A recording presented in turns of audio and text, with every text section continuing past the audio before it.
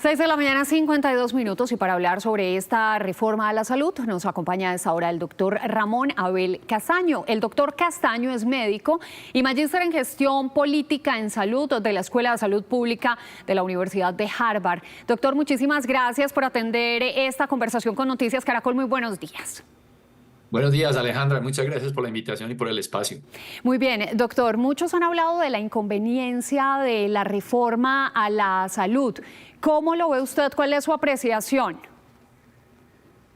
Pues realmente yo sí creo que la reforma no resuelve los problemas que pretende resolver, porque pues todos los argumentos alrededor de la necesidad de esta reforma se han basado en el tema de la corrupción, en el tema de que la salud es un negocio, en el tema de que si la UPC es insuficiente o no, en el tema de que el sistema actual está concentrado en la atención curativa. Pues resulta que ese proyecto no resuelve ninguno de esos problemas. Si hay corrupción en el sector privado, pues en el nuevo sistema habrá corrupción en el sector público, probablemente mucho mayor que el actual.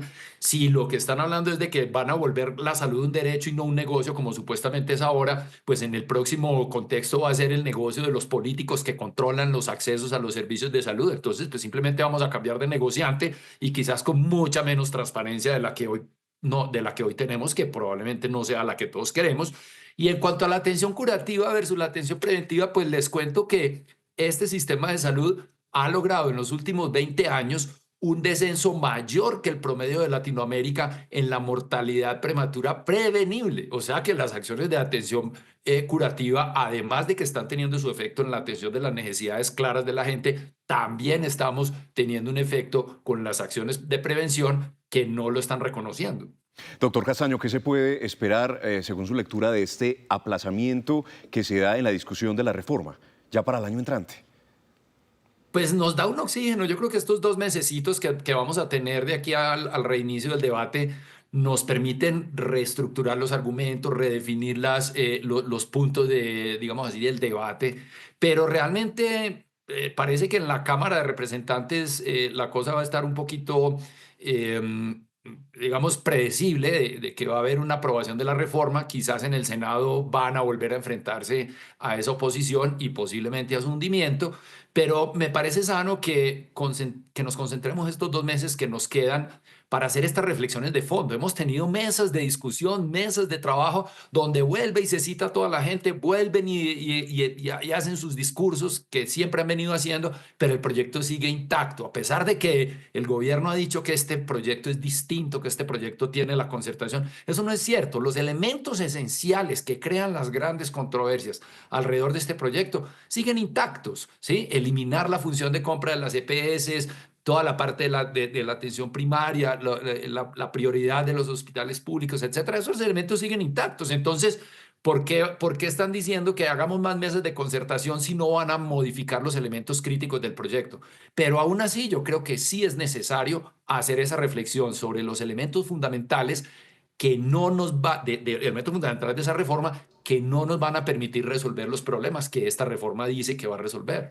Sí, doctor, le pregunto por una de las banderas de esta reforma, que es el giro directo. Incluso ya se aprobó un punto en el plan de desarrollo que ha permitido que en algunos casos se presente, pero algunas clínicas y hospitales han dicho que el giro directo no ha solucionado los problemas. Incluso se está dando bastante plata por los presupuestos máximos.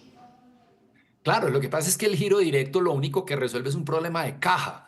Es decir, en vez de que la plata dé la vuelta por la EPS y se demore 2, 3 o 6 meses para llegar, pues se lo giran rápido, se lo giran inmediatamente. Entonces los problemas de caja generan, se oxigena, digamos así, la caja, pero en el fondo lo que no puede resolver el giro directo es si la plata alcanza. Entonces, el hecho de que llegue más rápido, pues simplemente nos va a llevar más rápido a ese punto en el que la plata se agota. Y tan es cierto que la plata no alcanza. Fíjense que hay un argumento muy importante. El gobierno ha repetido insaciablemente hasta la saciedad que la plata no alcanza porque las EPS se la roban o la desvían o la utilizan en fines diferentes a la salud. Pues ahora que tienen el control del 57% de la población en EPS que están controladas por el propio gobierno, ya se han dado cuenta que es efectivamente cierto que la plata no alcanza. El anterior presidente de la nueva EPS se lo dijo al ministro en un debate que organizó la senadora Norma Hurtado y le dijo: el corriente que me entra mes a mes, no me alcanza para cubrir las radicaciones de facturas que me llegan de ese mes o de los meses anteriores, pues no las de los años anteriores.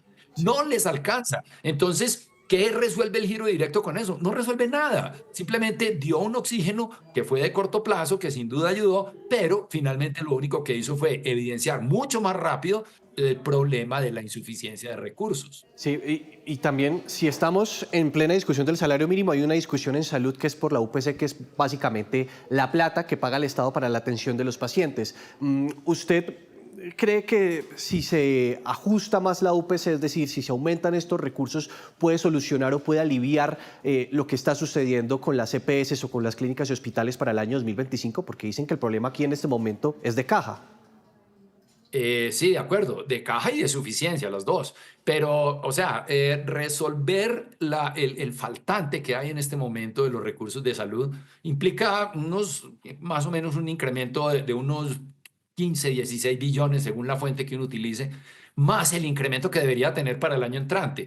¿De dónde va a sacar el gobierno esos dineros si no pudo con esta ley de financiamiento que le acaban de hundir en el Congreso, si no pudo con el recaudo que pretendía tener este año? Mejor dicho, la insuficiencia de recursos del gobierno como un todo es crítica. Los recortes del presupuesto general que se esperan para el año entrante pues no permiten ser muy optimistas de que el gobierno va a sacar 15 billones para poder subsanar el déficit. Ya causó un problema el gobierno que no tiene de vuelta, no tiene vuelta atrás. Ya se están cerrando servicios, ya se están cerrando instituciones, ya se están reduciendo los contratos para las personas, para los trabajadores de la salud, lo cual quiere decir que evidentemente se afectó toda la cadena, ese famoso chuchuchú del presidente que supuestamente era solo para sacar a las EPS del medio, pues terminó afectando toda la cadena como era perfectamente predecible. Si se afecta el financiamiento en la EPS, el resto de la cadena sufre y hoy tenemos a los pacientes mostrándonos la cara visible de esta crisis porque ellos lo están sufriendo en términos de menor acceso a medicamentos, a tratamientos,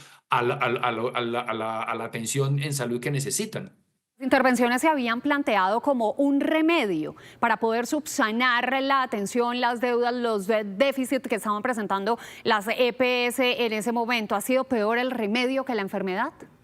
Por supuesto que sí, los mismos datos lo muestran, los datos de las PQRDs, que son las quejas y las peticiones y reclamos, los datos de tutelas, los datos de demoras en el acceso, los datos de cartera de las mismas EPS y de siniestralidad. En esos 5 frentes, las EPS intervenidas han empeorado, pero no solo empeorado, sino acelerado la velocidad de deterioro de esos indicadores. El superintendente anterior, el doctor Leal, decía que en las EPS no intervenidas también estaba ocurriendo ese fenómeno. Entonces yo digo, ¿para qué entonces la intervención?